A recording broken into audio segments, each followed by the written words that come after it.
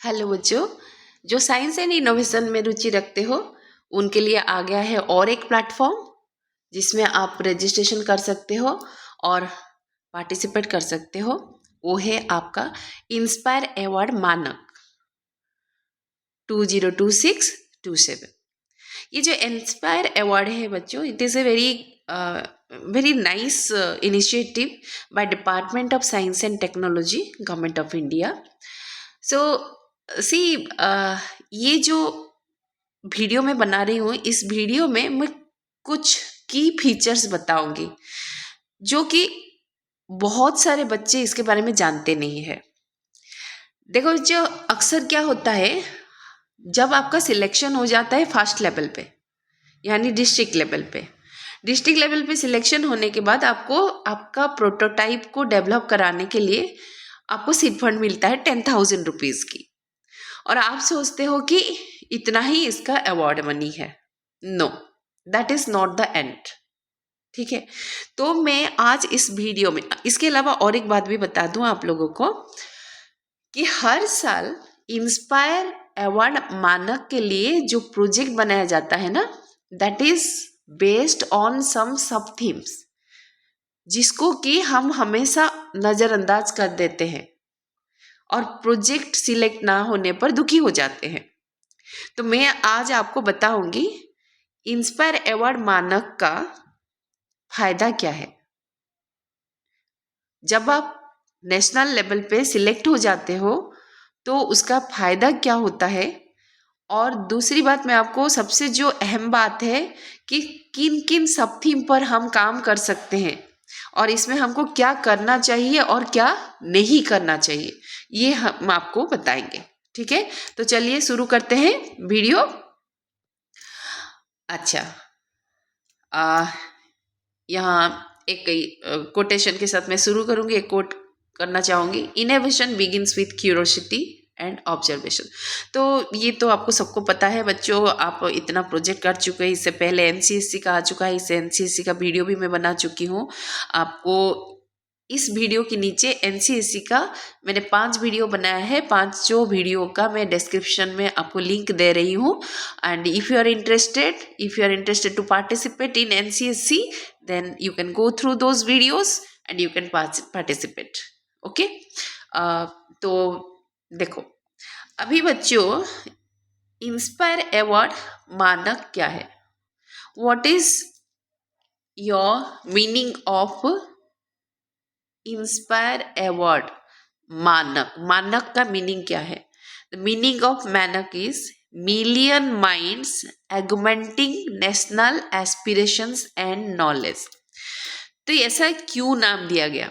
देखो बच्चों, आपका जो पहले जो सिलेक्शन होता है ना, उस सिलेक्शन में कितने आइडिया इनवाइट किया जाता है? 1 मिलियन आइडिया को इनवाइट किया जाता है।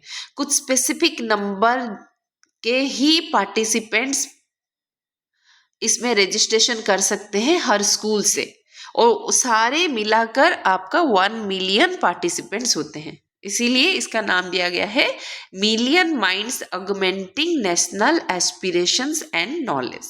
ओके, तो ये जो इंस्पायर अवार्ड है, ये एक फ्लैगशिप प्रोग्राम है डीएसटी का, department of science and technology का। और इसका मेन मोटो क्या है? To promote a culture of creativity, innovation and scientific temperament.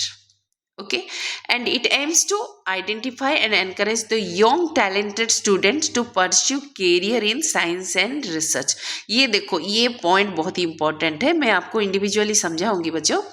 अच्छा, इसमें मैं और आपको क्या बताऊंगी, कौन पार्टिसिपेट कर सकते हैं, इसका फोकस एरिया क्या है, ठीक है, उसके बाद इसका ऑब्जेक्टिव्स क्या है and how it works, then awards and recognition. इतनी चीज़ें मैं आपको यहाँ पर इस वीडियो में समझाऊंगी। ठीक है, तो सबसे पहले what is inspire award Manak. Manak का मेन मोटो होता है to identify and encourage young talented students to pursue career in science and research. ठीक है, तो यही पर ही ये जो सेंटेंस है यही बोल देता है कि आपका कैरियर बनाने में it is a supportive platform. ठीक है, अच्छा अब चलते हैं हु कैन पार्टिसिपेट, कौन पार्टिसिपेट कर सकते हैं। देखो बच्चों, यहाँ पर आपका जो ये मैंने गाइडलाइन से लिया है, students of class 6 to 10th studying in recognising school government and government aided and private across the India, but this time क्यों बोलूँगी, लास्ट ईयर से आपका 11th एंड 12th के भी बच्चे इसमें पार्टिसिपेट कर सकते हैं। तो लेकिन 11th एंड 12th से आप मैक्सिमम 2 बच्चे ही ले सकते हो।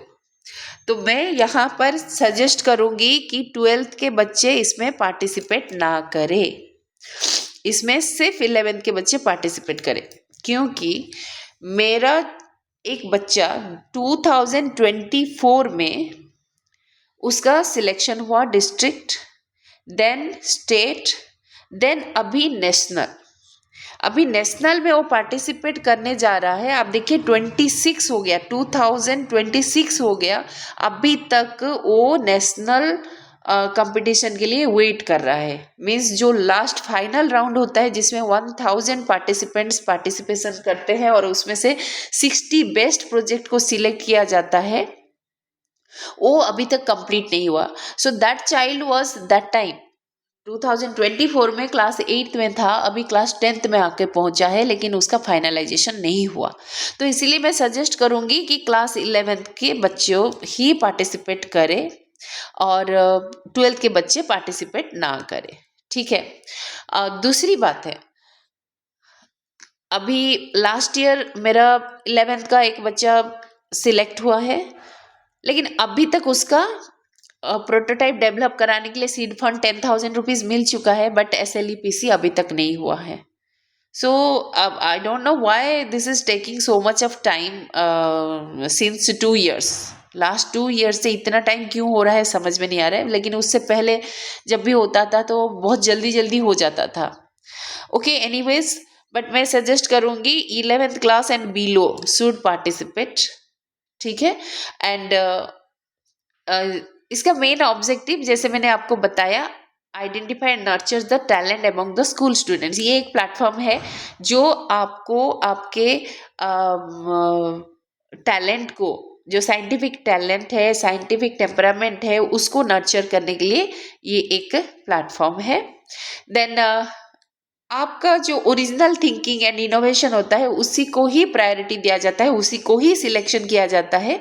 तो इसमें एनकरेज किया जाता है ओरिजिनल थिंकिंग एंड इनोवेशन को, and strengthens the spirit of enquiry, creativity and scientific attitude, and it motivates students to take up research and higher studies in science. ये आपका अगर सिलेक्शन होता है तो उसमें आपको बहुत कैरियर ऑप्शन मिल जाते हैं। So that I will be discussing.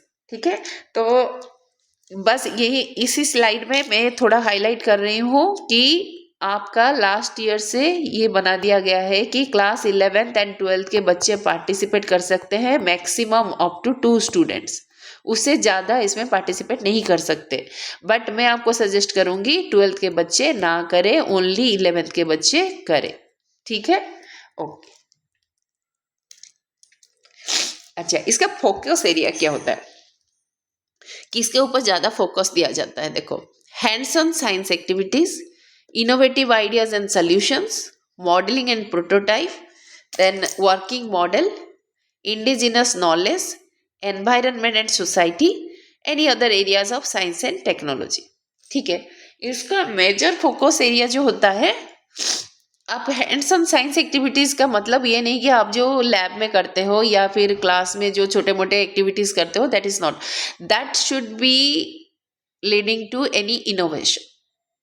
उसमें कुछ आप इनोवेशन या क्रिएटिविटी दिखा रहे हो, ओके, तभी उसको आपको that will be given priority. That आप क्या दे सकते हो, इनोवेटिव आइडिया एंड सोल्यूशन भी दे सकते हो। ऐसा नहीं कि ज़रूरी नहीं है कि हम आप अपने फर्स्ट लेवल से ही आपको प्रोटोटाइप बनाना है। सो आपने क्या करना है, इनोवेटिव आइडियाज़ देना है और उसका सल्यूशन देना है फर्स्ट लेवल पे। उसके बाद you will get the seed fund. If your idea get selected, then आपको मॉडलिंग एंड प्रोटोटाइप डेवलप करना पड़ता है। देन वर्किंग मॉडल के लिए आपका that is at the state level के लिए, स्टेट लेवल में अगर सिलेक्ट हो जाता है तो नेशनल लेवल के लिए अप टू 25,000, अप टू 25,000 आपको मिलता है to make it working model. Okay, तो डिस्ट्रिक्ट लेवल में सिलेक्शन के बाद स्टेट लेवल में पार्टिसिपेट करने के लिए ज़रूरी नहीं है कि आपका प्रोटोटाइप वर्किंग हो, because you are getting only 10,000, that may not be sufficient to make a working model, but it depends on the model, depends on your idea. Okay, so आपका जब SLEPC यानी स्टेट लेवल पे selection हो जाता है तब आपको up to 25,000 मिलता है, डिपेंडिंग ऑन योर प्रोजेक्ट और prototype, to what extent you are going to make it working. ठीक है, तो उसके हिसाब से आपको 25,000, तो मेरा जो बच्चा था 2024 का, उसको 25,000 मिल चुका है। उसके लिए एक आपका प्रोफॉर्मा होता है, वो लोग प्रोफॉर्मा प्रोवाइड करते हैं, आपका कितना एक्सपेंडिचर होगा, expected expenditure with expected price के साथ आपको उनको डिपॉजिट करना है, and they will they will credit the amount to your account, और उसमें maximum 25,000। Okay, then indigenous knowledge, जैसे हमारा इंडियन ट्रेडिशनल नॉलेज सिस्टम है उसके ऊपर भी आप कर सकते हो, इसमें प्रोटोटाइप की कोई ज़रूरत नहीं है। Then environment and society. ठीक है, तो ये जो हम जो भी प्रोजेक्ट बनाएंगे उसका relevance for society and environment, that is very essential. And उसके अलावा हम एनवायरनमेंट एंड सोसाइटी के ऊपर भी हम काम कर सकते हैं। Then any other area of science and technology, science and technology के किसी भी एरिया में हम कर सकते हैं। ठीक है, लेकिन बच्चों हमेशा मैं बोलूँगी, अब जो भी प्रोजेक्ट करो, जो भी मॉडल करो, जो भी कर रहे हो, आप जब भी आइडिया सबमिट कर रहे हो, उस प्रोजेक्ट का ना टाइटल जो है ना उसको कैची बनाओ, इतना आप अच्छा ना दो कि उसमें क्यूरोसिटी जग जाए कि आपका time and again I am telling in every video, हर कोई इनोवेशन एंड साइंस रिलेटेड जितना भी वीडियो होता है उसमें मैं हमेशा आप लोगों को बताती हूँ कि आपका प्रोजेक्ट चाहे उसके अंदर कुछ भी नहीं हो, लेकिन उसका नाम ऐसे बनाओ कि आपका जो इवैल्यूएटर्स है वो पढ़ेंगे। लेकिन कभी कभी ऐसा होता है ना, हम लोग इतना सिंपल नाम रख देते हैं कि उसको मतलब उसको देखने के बाद उनको लगता है कि नहीं ये तो हो चुका है, ये तो ऑलरेडी एग्जिस्टिंग है, ये तो कोई क्रिएटिविटी नहीं है, इसमें तो कोई इनोवेशन नहीं है, तो फिर पढ़ने को अच्छा नहीं लगता उनको। ओके, तो हमेशा नाम जो है उसको कैची बनाओ। Okay, it should be attractive, attractive मतलब कलरफुल नहीं है, कलरफुल नहीं बनाना है। ठीक है, ऐसा नाम रखो जो कि उनको लगे कि हाँ भाई इसके अंदर कुछ है, ये क्रिएटिविटी है, ये इनोवेशन है, ये कुछ नया चीज़ हमको पढ़ने को मिलेगा, यहाँ पर नई आइडिया मिलेगी। तो ऐसा सोच उनमें दिमाग में आएगा और आपका प्रोजेक्ट को ज़रूर पढ़ेंगे। देखो बच्चों, मैं आपको बोल रही हूँ, ये जो 1 मिलियन प्रोजेक्ट आइडिया सबमिट होता है, आप क्या लगता है कि 1 मिलियन आइडिया को पूरे माइन्यूटली पढ़ते होंगे? I don't feel so. तो कुछ तो क्राइटेरिया होगा जिसको उन्होंने फिक्स किया है, और वो basis on the basis of that criterias they are selecting the project. लेकिन मेरा जो हर साल प्रोजेक्ट सिलेक्ट होता है वो मेरे अपने खुद के एक्सपीरियंस से मैं बता रही हूँ कि मैं हमेशा प्रोजेक्ट का जो टाइटल है वो टाइटल को बहुत ही अच्छा एंड बहुत ही यूनिक बनाती हूँ टाइटल को। ठीक है, तो may be that is the reason that why my projects are no doubt always it is having new innovations and new ideas every time I am presenting through my I mean students. तो but सबसे ज़रूरी जो मैं समझती हूँ कि उसका कहीं ना कहीं टाइटल जो है, title is very important. Okay, now how it works, इसका जो स्टेप्स है मैं आपको बताती हूँ। Ideas are submitted, first level पे आपको रजिस्ट्रेशन करना है। अगर किसी स्कूल ने रजिस्ट्रेशन नहीं किया तो स्कूल का रजिस्ट्रेशन कर दीजिए। स्कूल का रजिस्ट्रेशन करने के बाद आपको बाय सितंबर तक स्टूडेंट नॉमिनेशन हो जाना चाहिए, ठीक है। और स्टूडेंट नॉमिनेशन में क्या क्या देना पड़ेगा, क्या क्या आपको तैयार रखना पड़ेगा, जो बच्चा पार्टिसिपेट करने जा रहा है, आप जिसको नॉमिनेट करने जा रहे हो, उसका बैंक अकाउंट खुद के नाम पर होना चाहिए, उसका आधार कार्ड होना चाहिए, उसका email ID and contact number, ठीक है। इतने चीज़ चाहिए for registration. And while doing the registration you have to upload your write off, ठीक है। वहाँ पर एक बॉक्स होता है जिसमें आपका 300 वर्ड्स में आपका जो 50 वर्ड्स में टाइटल को एक्सप्लेन करना पड़ता है आपका, एंड 300 वर्ड्स में आपको प्रोजेक्ट का जो एब्स्ट्रैक्ट है उसको देना पड़ता है। तो आपको मैं एक सजेशन करूँगी कि आप जब आइडिया सबमिट कर रहे हो उसमें क्लियरली आप मेंशन करो कि what is the objectives of your project, ठीक है। सबसे पहले आप इंट्रोडक्शन में क्या दोगे, प्रॉब्लम क्या है, what is the problem you have identified, then what solution we are going to give. ऐसा जरूरी नहीं कि आप उसका जो सोल्यूशन दे रहे हो that is the final solution and it will work, it is just an effort, okay. So आपने क्या किया, और फिर उसके बाद उसका जो ऑब्जेक्टिव्स है वो ऑब्जेक्टिव्स देना है, देन योर वर्क मेथड देना है कि ये ऑब्जेक्टिव्स आपका अचीव कैसे हो रहा है, that you have to mention in your idea. And this should be very brief, and हमेशा बोलूँगी पॉइंट वाइज देना, और जो मटेरियल्स रिक्वायर्ड है उसको भी छोटा छोटा करके, बिकॉज यहाँ पर पूरा आपका जो स्पेस होता है वो भी काउंट हो जाता है आपका 300 वर्ड्स में। तो accordingly you describe it, and इतना ऑर्नामेंटल लैंग्वेज भी मत लिखना, अपने लेवल के हिसाब से लैंग्वेज से आप रिप्रेजेंट करना। जैसे आप क्लास 6 के हो तो 6 के लैंग्वेज के, ऐसा नहीं कि मतलब बहुत बच्चे जैसा लिखोगे, but it should be very simple, ठीक है। और वैसे तो आपके गाइड टीचर होंगे आपको गाइड करने के लिए, आपको देखने के लिए, आपका आइडिया पढ़ने के लिए, then only it will be uploaded. Anyways next, अभी आपने आइडिया सबमिट कर दिया, तो ऐसे कितने बच्चों का आइडिया सबमिट हुआ, 1 मिलियन बच्चों का आइडिया सबमिट हुआ। तो 1 मिलियन आइडिया गया department of science and technology के पास। उसके बाद वहाँ पर projects are screened and at district and state and national level. तो पहले डिस्ट्रिक्ट लेवल पे स्क्रीनिंग होगा, उसके बाद स्टेट लेवल पे, उसके बाद नेशनल लेवल पे। तो कौन सा लेवल पे कितने बच्चों को सिलेक्ट किया जाता है, कितना आइडिया सिलेक्ट किया जाता है, वो मैं आपको बताऊंगी। Then selected students are awarded and mentored, okay, then encouragement for future innovation and research. So these are the steps. Now award and recognition, बस यहीं पर मैंने 2-3 सेंटेंस लिख दिया, बट आपको विस्तार रूप में मैं आपको समझाऊंगी, ठीक है। इसमें सर्टिफिकेट्स एंड कैश प्राइज होता है। सर्टिफिकेट आपको ऑफलाइन में नहीं मिलेगा, आपको ऑनलाइन में ही आपको निकालना पड़ेगा, ठीक है, फ्रॉम द साइट। आप स्कूल लॉगिन से आपको सर्टिफिकेट निकालना है।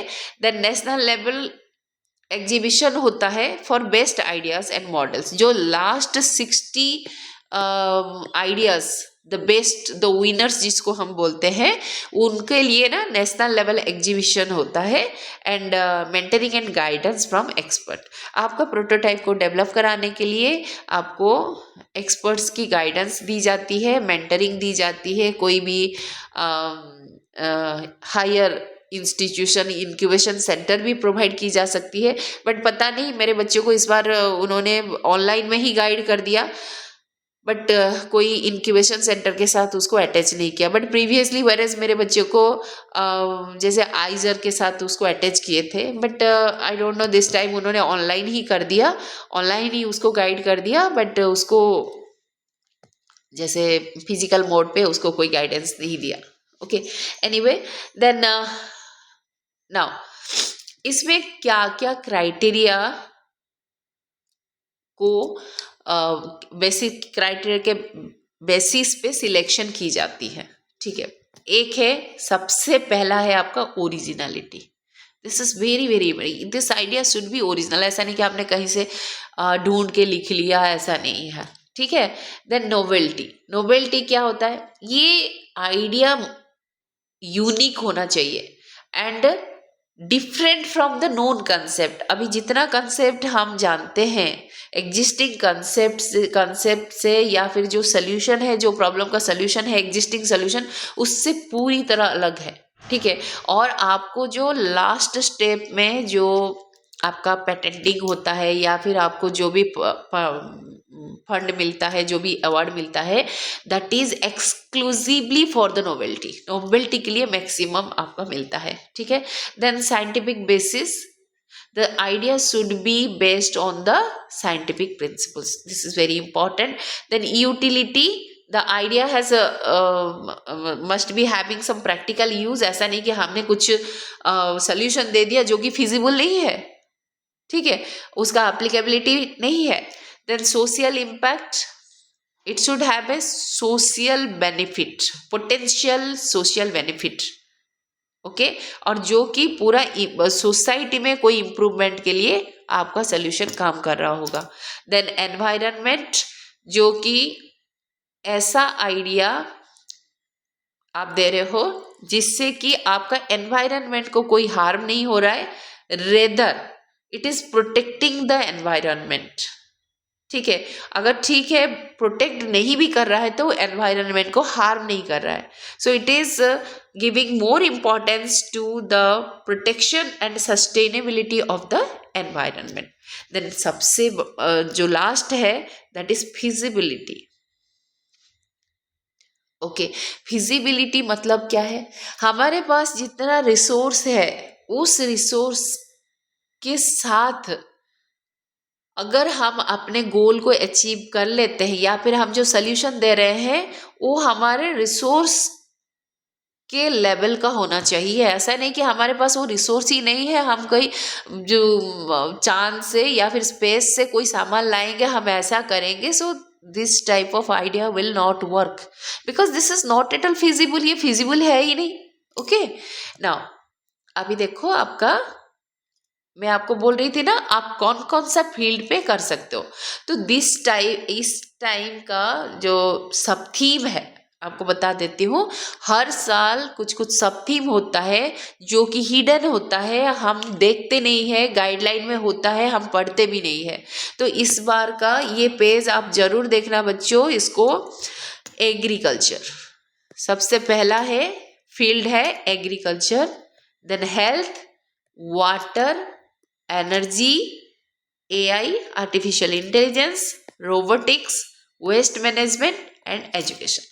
मैं अगर इसको एनसीएससी के साथ कंपेयर करूं तो देखो एनसीएससी में आपका एग्रीकल्चर है, हेल्थ है, वाटर है, एनर्जी है एंड उसमें और क्या है, वेस्ट मैनेजमेंट है एंड एजुकेशन में आपका इंडियन ट्रेडिशनल नॉलेज सिस्टम है।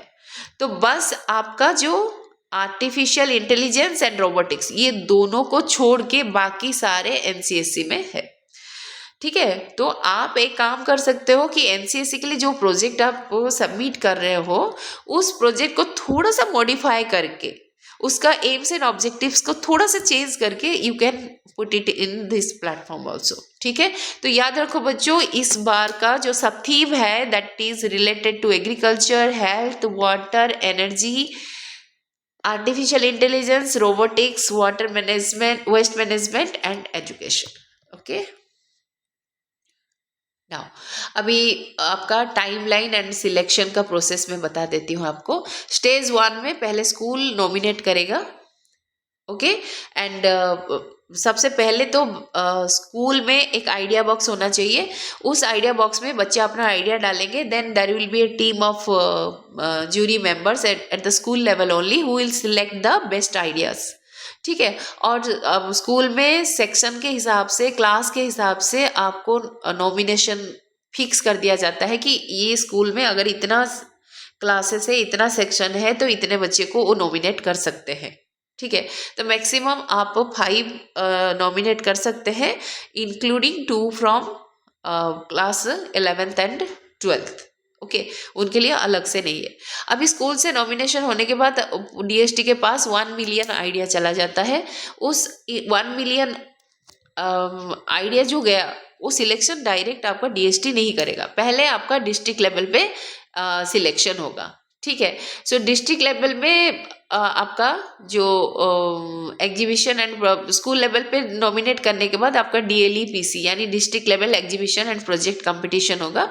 इस कंपटीशन से शॉर्ट लिस्टेड स्टूडेंट को पार्टिसिपेट करना पड़ेगा SLEPC में। ठीक है, तो DLEPC में जो लोग सिलेक्ट होते हैं उनको 10,000 रुपीज़ की सीड फंड मिलता है टू डेवलप देयर प्रोटोटाइप और to prepare their prototype. Then state level evaluation and selection of the top projects होता है। उसके बाद जो फाइनल 1,000 स्टूडेंट्स होते हैं SLEPC से सिलेक्ट होते हैं, 1,000 बच्चे पार्टिसिपेट करते हैं NLEPC में यानी नेशनल लेवल पे। तो देखो अभी देखो स्कूल से कितना आइडिया नॉमिनेट किया गया, 5। ओके, अच्छा डिस्ट्रिक्ट लेवल पे अप टू कितना है 1 लाख अवार्ड्स।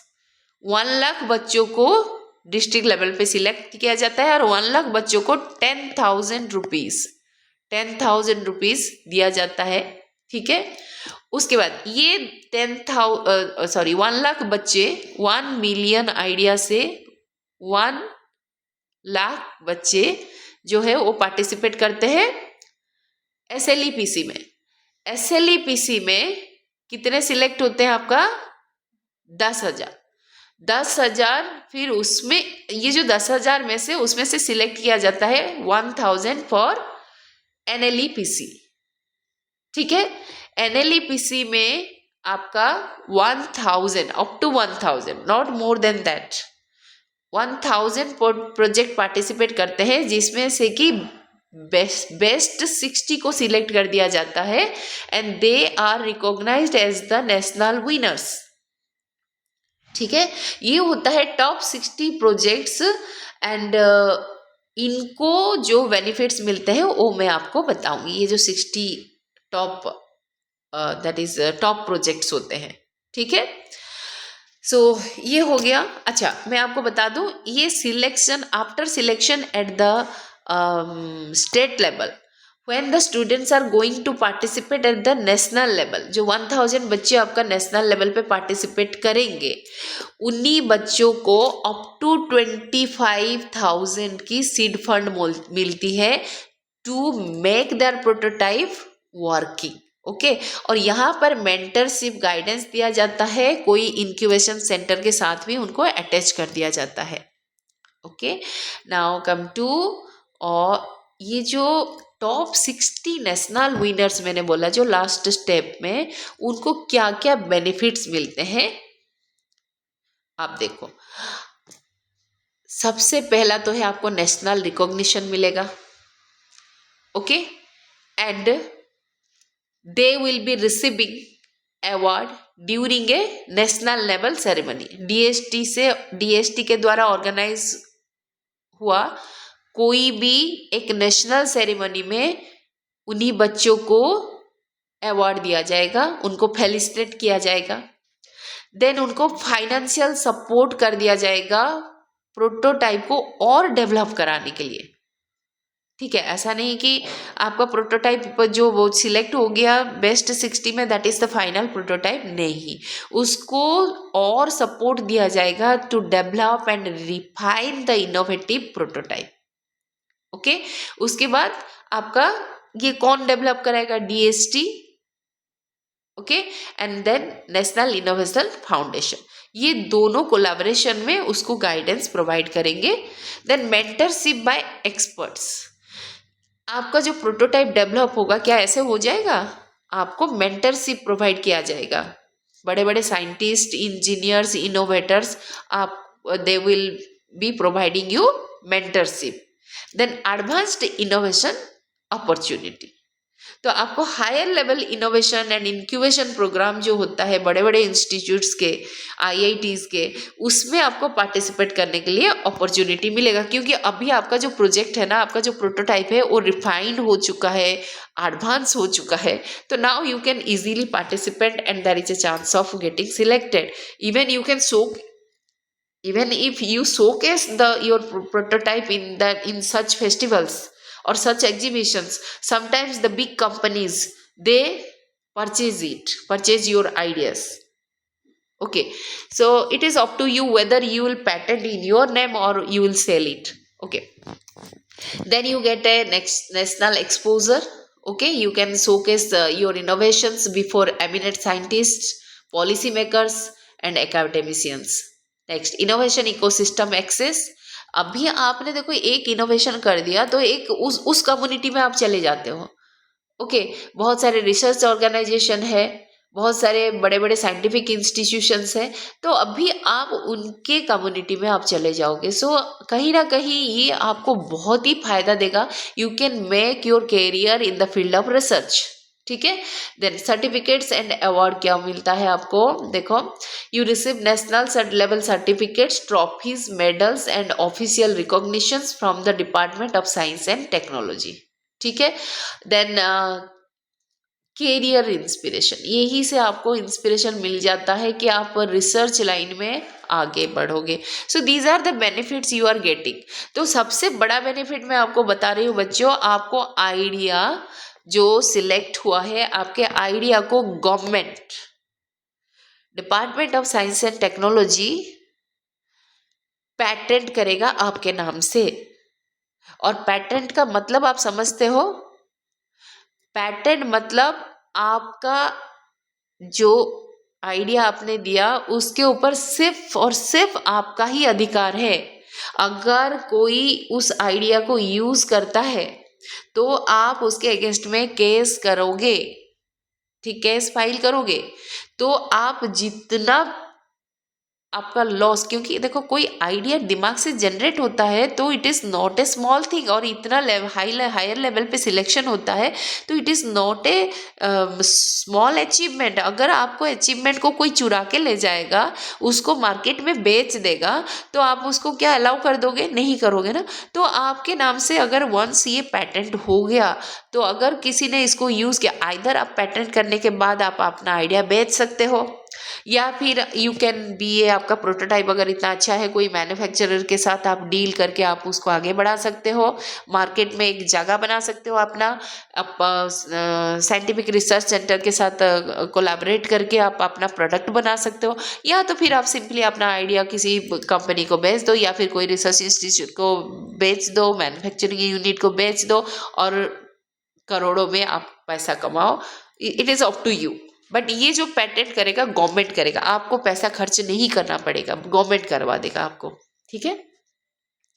तो देखो, national recognition, honored as the top 60 national winners.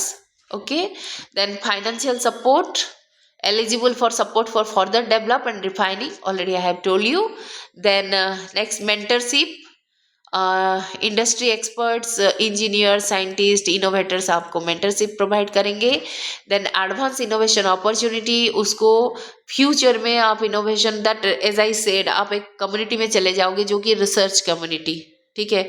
और रिसर्च कम्युनिटी की क्या रेस्पेक्ट होती है सोसाइटी में, दैट यू नो. ठीक है. नेक्स्ट, हम लोग सिर्फ नीट और जेई के आगे हम कुछ सोच ही नहीं सकते. But once you enter that world, उस वर्ल्ड में अगर आप पहुंच जाओ तो आप, यू कांट इमेजिन कि where you are. Okay. The national exposure, जैसे आपको बताया मैंने, showcase, you can showcase your innovations before eminent scientist, policy makers, academicians and blah blah blah. Next, innovation ecosystem access, जैसे मैंने बोला उनकी कम्युनिटी में आप एंटर कर जाओगे. Then certificates and awards are also there, and career inspiration, इसमें आपने कैरियर बनाने के लिए फ्यूचर में साइंस एंड टेक्नोलॉजी में, इंजीनियरिंग में, इनोवेशन में, तो you will get a career inspiration. Okay. तो बच्चों, ये था आपका इंस्पायर अवार्ड मानक 2026-27 का जो की फीचर्स. ये जो आपका अवार्ड वगैरह वाला, दिस इज ऑलवेज कॉन्स्टेंट, मैं जितने साल से करती आ रही हूँ ये, दिस इज सेम. हाँ, बट अभी कुछ सालों से पेटेंटिंग को इसमें ऐड किया गया, क्योंकि हमारा जो अभी गवर्नमेंट है, ये गवर्नमेंट इसको ज़्यादा फोकस करता है पेटेंटिंग के ऊपर, क्योंकि हमारा आइडिया को कोई चुरा ना ले. ठीक है. Your idea, your novelty must be yours only, और किसी के पास ना जाए. ठीक है. सो बच्चों, मैं इस मैसेज के साथ यहीं पर रोकूंगी अपने वीडियो को. Together let's inspire young minds to innovate for a better tomorrow. dream, discover, and innovate. Thank you.